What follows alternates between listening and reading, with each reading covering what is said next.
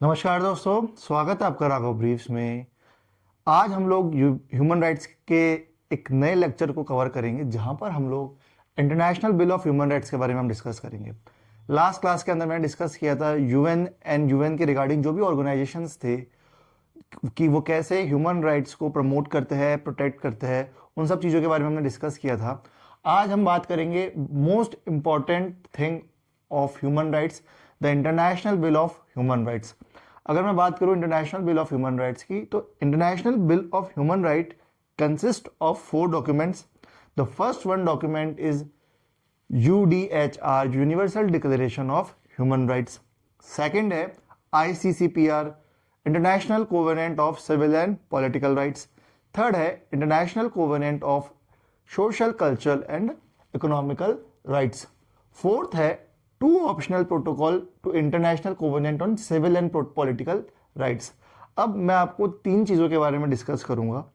Declaration, second है covenant या convention, third है प्रोटोकॉल। तो अगर मैं यूडीएचआर की बात करूं तो यूडीएचआर जो है वो किसी भी तरीके से बाइंडिंग नहीं है किसी भी कंट्री के ऊपर। This is just a declaration. ये केवल एक डिक्लेरेशन है, ये किसी भी कंट्री के ऊपर बाइंडिंग नहीं है, चाहे किसी ने इसको रेटिफाइड किया है चाहे किसी ने रेटिफाइड नहीं किया। वहीं अगर मैं बात करूं international covenant on economic, social and cultural rights या फिर international covenant on civil and political rights, तो ये दोनों कोवेनेंट जो है एक तरह की ट्रीटी है, एक तरह के कन्वेंशंस है। जिस ट्रीटी और कन्वेंशंस को जिन भी कंट्रीज ने रेटिफाई किया है या अडॉप्ट किया है, तो वो जो कंट्रीज है उनको उनके ऊपर ये कन्वेंशंस जो है बाइंडिंग हो जाएंगे। तो कन्वेंशन और डिक्लेरेशन में क्या डिफरेंस है कि जो डिक्लेरेशन है वो बाइंडिंग नहीं है, वहीं कोवेनेंट और कन्वेंशन जो है वो बाइंडिंग है। अब मैं बात करता हूं ऑप्शनल प्रोटोकॉल्स की। ऑप्शनल प्रोटोकॉल्स क्या होते हैं, अब एक्चुअल में प्रोटोकॉल्स क्या होते हैं। तो इंटरनेशनल कोवेनेंट, जो कोवेनेंट होता है वो प्राइमरी डॉक्यूमेंट होता है जिसके अंदर हम राइट्स की बात करते हैं, ड्यूटीज की बात करते हैं और लाइबिलिटीज की बात करते हैं।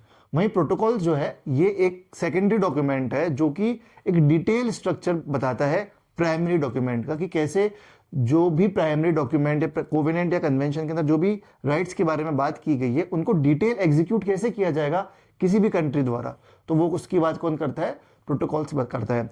साथ ही साथ अगर किसी भी कोवेनेंट के अंदर या कन्वेंशन के अंदर किसी भी तरह का कोई भी अमेंडमेंट अगर आपको करना है तो आप प्रोटोकॉल्स के थ्रू अमेंड कर सकते हो, या फिर आपको कुछ भी एडिशन करना है तो आप फर्दर प्रोटोकॉल लाके ऐड कर सकते हो। तो आज हम बात करेंगे universal declaration of human rights की।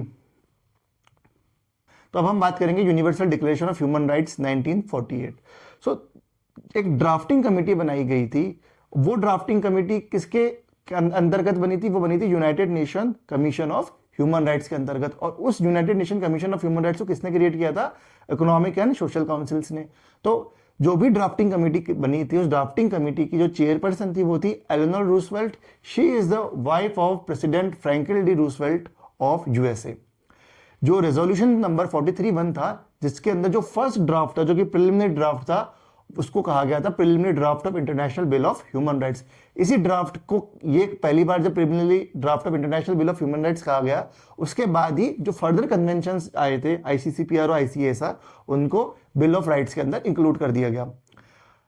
UDHR 1948 contains provision relating to operationalisation of human rights. Operationalisation of human rights की बात करूं तो अगर जो भी कंट्री यूडीएचआर को फॉलो कर रही है या जिस भी कंट्री ने यूडीएचआर को रेटिफाई किया है, तो वो कैसे अपने कॉन्स्टिट्यूशन में, अपने प्रोविजंस में, अपने लॉ के अंदर कैसे ह्यूमन राइट्स को इनकॉर्पोरेट करेगी और कैसे उसका रियलाइजेशन करेगी, वो बात किया उसको बात किया गया ऑपरेशनलाइजेशन ऑफ ह्यूमन राइट्स के अंदर। The Commission undertook extensive effort to draft Universal Declaration of Human Rights. The declaration called itself a common standard of achievement for all people and all nations. तो common standard of achievement for all people and all nations, जो ये बहुत important statement है, आपको उसको याद रखना है आपके यूजीसी नेट एग्जाम के लिए। एलेनर Roosevelt said that UDHR is the magna carta of all mankind। तो ये भी एक बहुत इंपॉर्टेंट स्टेटमेंट है। अगर मैं बात करूं UDHR of human right was adopted by the general assembly bye vote of 48-0 with 8 abstention. United nation general assembly के अंदर जब यूडीएचआर को अडॉप्ट किया गया था तो टोटल 56 कंट्रीज थी यूएन जनरल असेंबली के अंदर, जिसमें 48 कंट्री ने यूडीएचआर के फेवर में वोट किया था, किसी भी कंट्री ने उसके अपोज में वोट नहीं किया था, लेकिन 8 कंट्री थी जो UNGA United nation general assembly के अंदर एब्सेंट थी। यूडीएचआर को 500 लैंग्वेजेस के अंदर कन्वर्ट किया गया। India took an active participate in the drafting of UDHR. आपसे पूछा जा सकता है कि क्या इंडिया ने पार्टिसिपेट किया था फॉर ड्राफ्टिंग यूडीएचआर और नॉट, तो आपको यस करना है उसका कि हाँ इंडिया ने एक्टिव पार्ट किया था। The UDHR is not a treaty, so it does not directly create legal obligations for countries. The UDHR established in 1948 is not a legal binding treaty in itself. However, its principles have been widely adopted and integrated into the legal framework of numerous country. भले ही UDHR एक binding document नहीं है, binding convention नहीं है, लेकिन फिर भी जो कंट्रीज अपने जब कॉन्स्टिट्यूशन को क्रिएट करती है, अमेंड करती है, तो वो UDHR के प्रिंसिपल को ध्यान रखती है। Adopted by UDHR is adopted by general assembly of United nation. आपसे पूछा जा सकता है कि यूडीएचआर को 1948 के अंदर किसने अडॉप्ट किया था? सिक्योरिटी काउंसिल ने अडॉप्ट किया था, जनरल असेंबली ने अडॉप्ट किया था, इकोसॉक ने अडॉप्ट किया था, फिर ट्रस्टीशिप काउंसिल ने अडॉप्ट किया था, तो जनरल असेंबली ने अडॉप्ट किया था ऑन December 10, 1948 एट पेरिस। जगह भी पूछी जा सकती है कि कौन से स्टेट के अंदर किया गया था, तो आपको पेरिस जो है आपको टिक करना है। अब मैं बात करूंगा यूडीएचआर के स्ट्रक्चर की, जिसमें यूडीएचआर में प्रीएम्बल भी दे रखा है हमको और आर्टिकल्स भी दे रखे हैं। तो प्रीएम्बल बात कर रहा है, dignity rights foundation protect and promote help all human have inherent dignity and equal rights. Human rights are the foundation of freedom, justice and peace. These rights must be protected by law to prevent tyranny and oppression. Everyone has a duty to promote and respect these rights through education and action. Promoting human rights helps build peace and friendly relations among nations. अब हम बात करेंगे rights की। ये जो right का जो अभी मैं आपको डिस्कस करूंगा, ये यूडीएचआर में नहीं है। मैं बस आपको सिविल एंड पॉलिटिकल राइट्स के बारे में वापस से थोड़ा एक्सप्लेन करूंगा, जो हम ऑलरेडी पिछली क्लास में डिस्कस कर चुके हैं। जो राइट्स है वो बाय बॉर्न आप जो है इनहेरेंट करते हो, जो राइट्स है वो इनएलिएनेबल होते हैं। अब हम डिस्कस करेंगे क्लासिक एंड सोशल राइट्स के बारे में। तो क्लासिक राइट्स को क्या कहा गया? सिविल एंड पॉलिटिकल राइट्स कहा गया है, वहीं जो सोशल राइट है उसको सोशो इकोनॉमिकल राइट्स कहा गया है। अब क्लासिक राइट्स जो है वो सिविल एंड पॉलिटिकल है, तो यहाँ पे स्टेट का कोई एक्स्ट्रा इंटरवेंशन करने की जरूरत नहीं है, स्टेट को बहुत ज्यादा इनेबल करने की जरूरत नहीं उन राइट्स के सिविल एंड पॉलिटिकल राइट्स के बारे में। स्टेट को क्या करना है कि जो भी कॉन्स्टिट्यूशन के अंदर सिविल और पॉलिटिकल राइट्स जो आपने प्रोवाइड करा रखे हैं, उन सिविल और पॉलिटिकल राइट्स के ऊपर कोई भी ऑपरेसिव लॉज नहीं लाने, बस ताकि जो सिविल और पॉलिटिकल राइट्स आपने कॉन्स्टिट्यूशन में प्रोवाइड करा रखे उसको सिटीजन्स और पब्लिक जो है वो इजीली क्या कर सके, एक्सरसाइज कर सके। So classic rights are often seen to require the non intervention of the state negative obligation. Lawyer often describe classic rights in terms of a duty to achieve given results, obligation of result. Classic rights such as civil and political rights often require considerable investment by state. बहुत considerable amount of investment चाहिए होता है, huge amount of investment नहीं चाहिए हमको। अब मैं discuss करूंगा कौन कौन से सिविल एंड पॉलिटिकल राइट्स है। तो freedom from discrimination, right to life, freedom from slavery, freedom from torture, law recognise equality before law, remedy, detention, fair trial, innocent, privacy, movement, asylum, nationality, right to marry, right to family, right to property, with regard to religion, speech, assembly, democracy, organization of election. तो ये बहुत basic rights के हैं, तो आप civil and political rights को basic right भी consider किया कर सकते हैं। स्टेटमेंट आ सकता है कि basic rights is also called civil and political rights, socio economical and cultural rights, both of the above. तो आप बेसिक राइट के बारे में अगर आपसे पूछा है तो बेसिक राइट के अंदर आप socio economic civil and political rights को भी इंक्लूड करेंगे और social economic and cultural right को भी इंक्लूड करेंगे। अब हम बात करते हैं सोशल राइट्स की। Social rights as requiring active intervention on the part of the state. तो सोशल राइट्स जो है वो इनेबलिंग राइट्स है, जहां पे वंचित लोगों के लिए या फिर वल्नरेबल सेक्शंस के लिए जो स्टेट है वो एक्स्ट्रा एफर्ट लगाता है कि कैसे इन जो वंचित लोग हैं या फिर वल्नरेबल सेक्शन है उसको इक्वल पेडेस्टल में ला सके। अगर कोई भी कास्ट है वो बहुत नीचे है, बहुत ऑपरेसिव, उसको ऑपरेसिव किया जाता है अदर कास्ट द्वारा, या फिर कोई ऐसा रिलीजन है जो माइनॉरिटी रिलीजन है और कहीं ना कहीं उसको अपने कल्चरल या फिर अपने लिंग्विस्टिक आइडेंटिटी को बचाने की जरूरत है, तो वहां पे जो स्टेट है वो इनेबलिंग राइट्स प्रोवाइड कराता है उन माइनॉरिटी के लिए, extra right, extra privileges provide कराता है, ताकि वो माइनॉरिटी और जो सेक्शन है या फिर जो भी वल्नरेबल सेक्शंस है वो क्या कर सके, वो एक इक्वल पेडेस्टल में आ सके उन लोगों के जो कि या तो मेजोरिटी में है या फिर जो हेजिमनी के अंदर है। Economic and social and cultural rights के अंदर सोशल सिक्योरिटी डिस्कस किया गया, work, rest, standard, education, art and culture and science. तो ये सारे के सारे जो राइट्स है economic, social and cultural rights के बारे में। अब अगर हम बात करें कि यूडीएचआर की इंपॉर्टेंस क्या है, तो UDHR is a primary proclamation. Primary proclamation का मतलब क्योंकि फर्स्ट एक डॉक्यूमेंट है जिसकी वजह से अदर कंट्रीज ने अपने कॉन्स्टिट्यूशन के अंदर जो है कुछ चेंजेस किए थे। Sources of inspiration for many declarations and treaties on human rights, influence laws cited in support of judicial decision, for example Keshavananda Bharati versus state of Kerala and Kishore Chand versus state of Himachal Pradesh. World most translated document हम लोगों ने discuss किया, 500 languages में translate किया गया है UDHR को। Powerful tool to pressurise government. तो ये एक सिंगल पेज है, सिंगल पेज के अंदर मैंने सारे राइट्स को ये जो पेज है आपको गूगल पे मिल जाएगा, ये बहुत अच्छा पेज है जिसके अंदर सारे जो राइट्स है 30 यूडीएचआर जो सारे आर्टिकल है 30 यूडीएचआर वो सारे के सारे यहाँ पे डिस्कस कर ली गए। ना केवल यहाँ पे एक ब्रीफ में एक वर्ड बताया जबकि उसके अंदर भी एक अच्छे से एक्सप्लेनेशन दिया गया। तो आर्टिकल 1 है equality, everyone is born free and equal in dignity and with right. तो हर एक इंडिविजुअल जो है बाय बर्थ फ्री पैदा हुआ है, किसी भी तरह का कोई भी रेस्ट्रिक्शन नहीं है उसके ऊपर, अभी किसी भी तरह की कोई भी स्लेवरी आप अपोज नहीं कर सकते कि ये जो इंडिविजुअल जो है हमारे अंडर में, मतलब ये जो इंडिविजुअल है इसके ऊपर हमारा राइट है और हम जैसे इसको बोलेंगे उसको वैसा करना पड़ेगा, ऐसा कुछ भी नहीं है। सबसे पहले ही सबको क्या प्रोवाइड किया गया, राइट टू इक्वलिटी। हर एक इंडिविजुअल फ्री है, आप किसी भी इंडिविजुअल के ऊपर किसी भी तरह का बाउंडेशन नहीं लगा सकते। साथ ही साथ ये बोला गया कि equal in dignity and with rights. हर एक इंडिविजुअल की जो डिग्निटी है वो भी इक्वल है। ऐसा नहीं हो सकता कि अमीर की डिग्निटी वो ज्यादा होगी और गरीब की जो डिग्निटी है वो कम होगी, या पर्टिकुलर रिलीजन की डिग्निटी ज्यादा होगी पर्टिकुलर रिलीजन की डिग्निटी कम होगी। सेकंड बात कर रहे हैं freedom from discrimination, you should never be discriminated against for any reason. Article 15 clause 1 of the constitution बात कर रहा है फ्रीडम फ्रॉम डिस्क्रिमिनेशन, ये उसी की कॉरस्पॉन्डेंस में है। You should never be discriminated against for any reason. Any reasons include you cannot discrimination on the basis of sex, religion, ethnicity, language, cultural। आप किसी भी बेस पर डिस्क्रिमिनेशन नहीं कर सकते अगर आप ह्यूमन बीइंग है तो।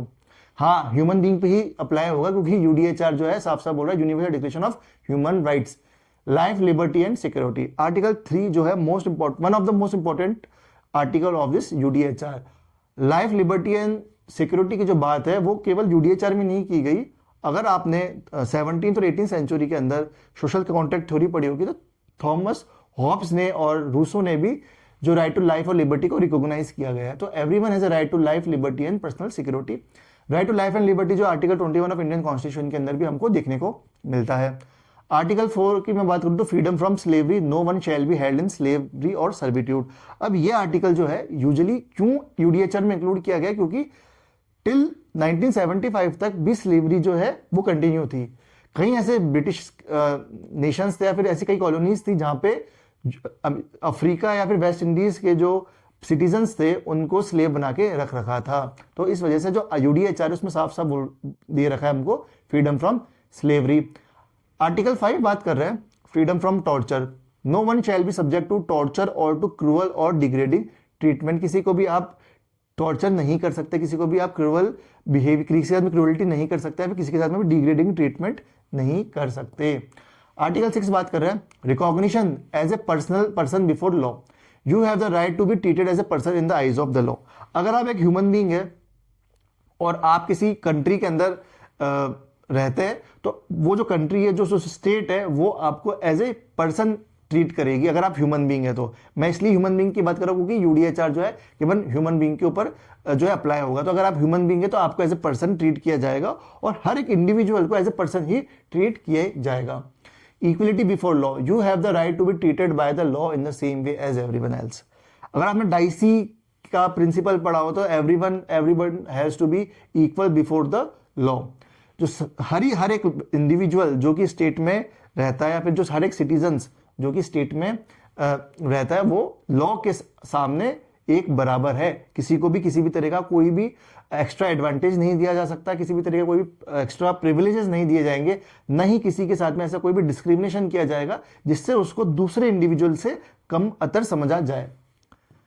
आर्टिकल 8 बात कर रहा है remedy for tribunal, you have the right to remedy by competent tribunal. अब which article of the Indian constitution somewhere related to the article 8 of this UDHR, article 32 और आर्टिकल 226। ये दोनों आर्टिकल, जो आर्टिकल 32 और 226 है, वो भी यही बात कर रहे हैं कि अगर आपका किसी भी तरह का कोई भी फंडामेंटल राइट्स या लीगल राइट्स अगर वायलेट होता है तो आप आर्टिकल 32 और article 226 of the Indian constitution के अंदर सुप्रीम कोर्ट और हाई कोर्ट के अंदर जा सकते हैं अपने फंडामेंटल राइट को एनफोर्स कराने के लिए। उसी तरीके से आर्टिकल 8 दे रखा है remedy for tribunal, you have the right to remedy by competent tribunal. अगर आपका कोई भी राइट वायलेट हुआ है तो आप ट्रिब्यूनल, आप कोर्ट के अंदर जा सकते हो अपने राइट को एनफोर्स कराने के लिए। Freedom from arbitrary arrest, article 9 बात कर रहा है फ्रीडम फ्रॉम आर्बिट्री अरेस्ट, जो no one shall be subject to arbitrary arrest, detention और एक्साइल। अब आर्बिट्री अरेस्ट का मतलब क्या बोला कि आपको सबसे पहले तो रीजन बताना पड़ेगा कि किस रीजन की वजह से आपने किसी को डिटेंशन किया है, या फिर अगर आप रीजन बता रहे हो तो उसके पीछे जो सब्सटेंटिव ग्राउंड होना चाहिए कि आप रैंडमली ही किसी को एक छोटे ऑफेंस या फिर छोटे क्राइम के नाम पे, ट्रिवियल ऑफेंस के नाम पे किसी को भी डिटेंशन नहीं कर सकते। एक सब्सटेंटिव ग्राउंड आपके पास होना चाहिए अगर आप किसी भी इंडिविजुअल को डिटेंशन में डाल रहे हैं। आर्टिकल 10 है fair public hearing, you have the right to a fair public hearing. अब आर्टिकल 8 बात कर रहा है कि आप किसी भी कोर्ट में अपने राइट को एनफोर्स कराने के लिए जा रहे हो, वहीं आर्टिकल 10 बात कर रहा है कि आपका ट्रायल स्टार्ट हो गया है, आप कोर्ट में आ गए हो, उसके बाद कोर्ट की जिम्मेदारी है कि किस तरीके से जो हियरिंग है उसको फेयर रखा जाए। किसी भी तरह का, किसी भी ऐसी कोई बड़ी अथॉरिटी या फिर किसी भी पावरफुल पर्सन द्वारा किसी भी तरह का कोई भी इन्फ्लुएंस या फिर इंटरफेरेंस जो है वो कोर्ट बर्दाश्त नहीं करेगा, या फिर कोर्ट को कोशिश करनी है कि किसी भी तरह का जो इन्फ्लुएंस है वो हियरिंग के अंदर देखने को ना मिले। आर्टिकल 11 बात कर रहा है innocent until proven guilty, you have the right to be considered innocent until proven guilty. जब तक कि कोई भी जज या कोई भी कोर्ट जो है वो डिसीजन नहीं दे देती कि ये इंडिविजुअल जो है गिल्टी है, तब तक उस डिसीजन से पहले तक उस इंडिविजुअल को हम लोग बेगुनाह मानेंगे, हम उसको इनोसेंट मानेंगे। आर्टिकल 12 बात कर रहे हैं privacy, right to privacy, no one has a right to interfere with your privacy, family और home.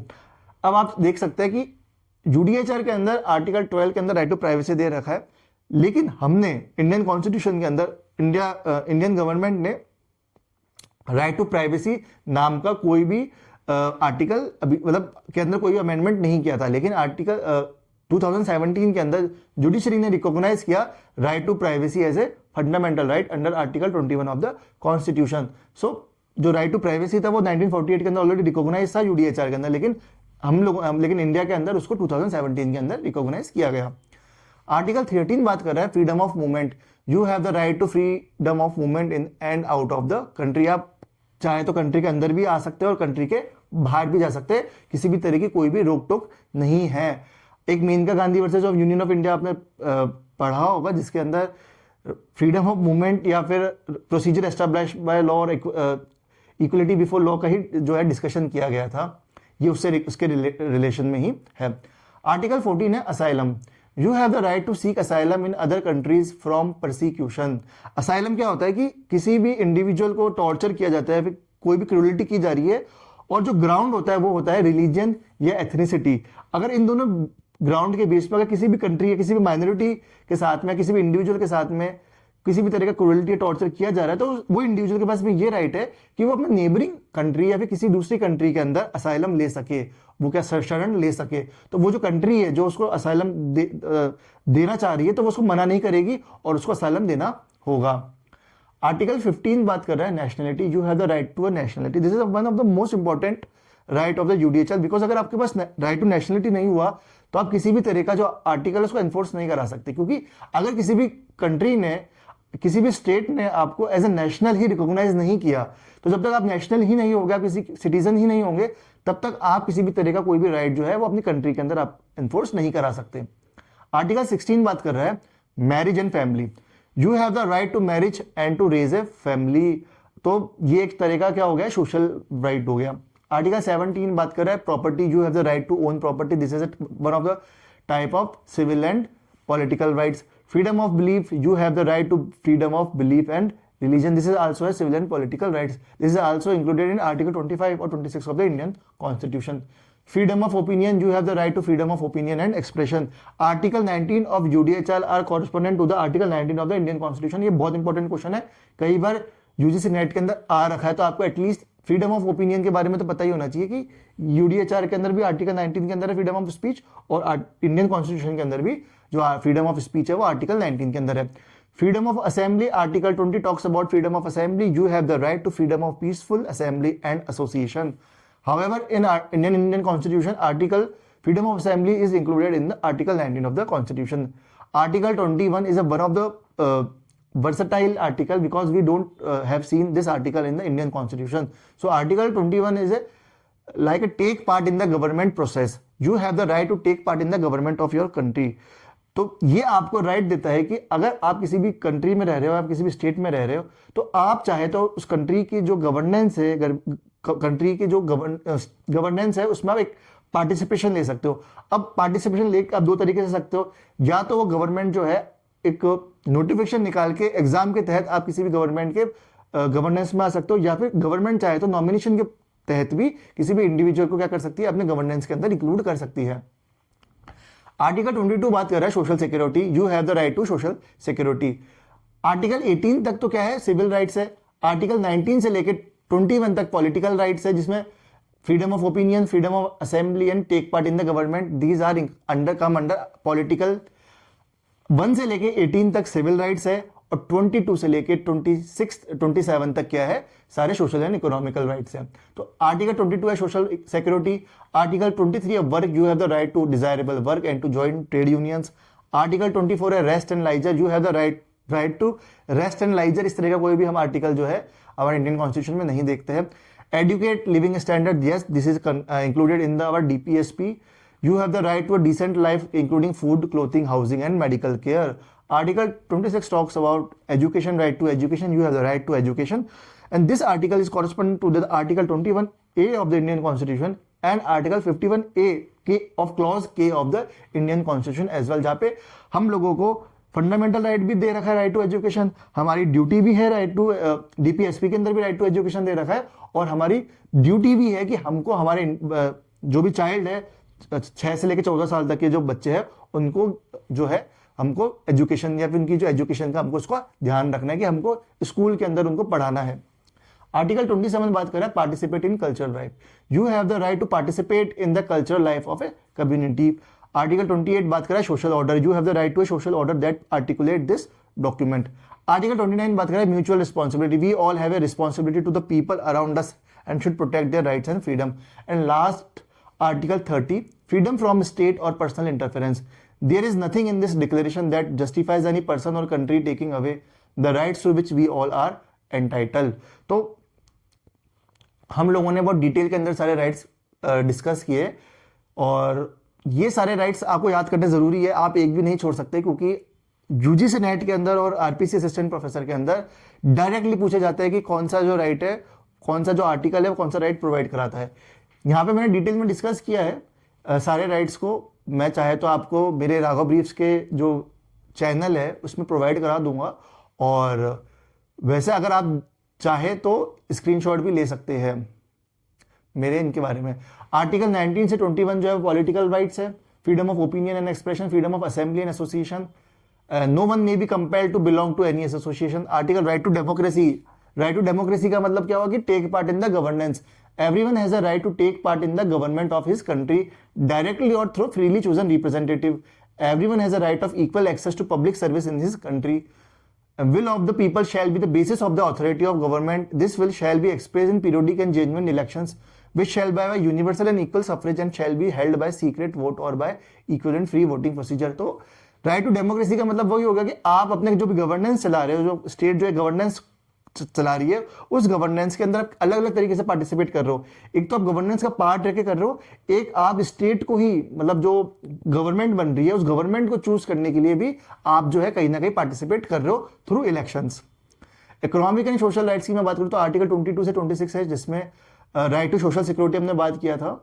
Article 22 of UDHR correspond to the article 29 of the constitution, right to work, to free choice of employment, to just and work in favorable condition of work and to protect against unemployment, right to equal pay for equal work, right to just and favorable remuneration ensuring for himself and his family an existence worthy of human right, right to form and right to join trade unions. Article 23(1) of the UDHR correspond with the Article 41 of the Constitution. right to rest and leisure, right to educate, standard of living, motherhood and childhood are entitled to special care and assistance. All children, whether born in or out of the wedlock, shall enjoy the same social protection. Article 26, right to education free at least in the elementary and fundamental stages. Cultural rights, Article 15 ICSCR and Article 27 of ICCPR. Article 27, right to culture, artistic and scientific life. Right to the protection of the moral and material interest resulting from any scientific, literary or artistic production of which he is the author. Right to social and international order, right and freedom realized duty to your community. These rights and freedom may in no case be exercised contrary to the purposes and principle of the United Nations. और last है rights are इनएलिएनेबल. जो भी आपको UDHR में rights provide किए गए उनको आप छीन नहीं सकते. हर एक कंट्री के ऊपर ये बाध्यता है कि आप अगर यूडीएचआर में जो भी राइट्स है उनको आप छीन नहीं सकते. बाइंडिंग डॉक्यूमेंट नहीं है लेकिन फिर भी बातें तो ऐसी कर रखी कि आप बाइंडिंग है. तो आज के लिए बस इतना ही. नेक्स्ट क्लास के अंदर हम लोग आईसीसीपीआर और आईसीएसईआर को डिस्कस करेंगे. तो प्लीज राघव ब्रीफ्स को सब्सक्राइब कीजिएगा.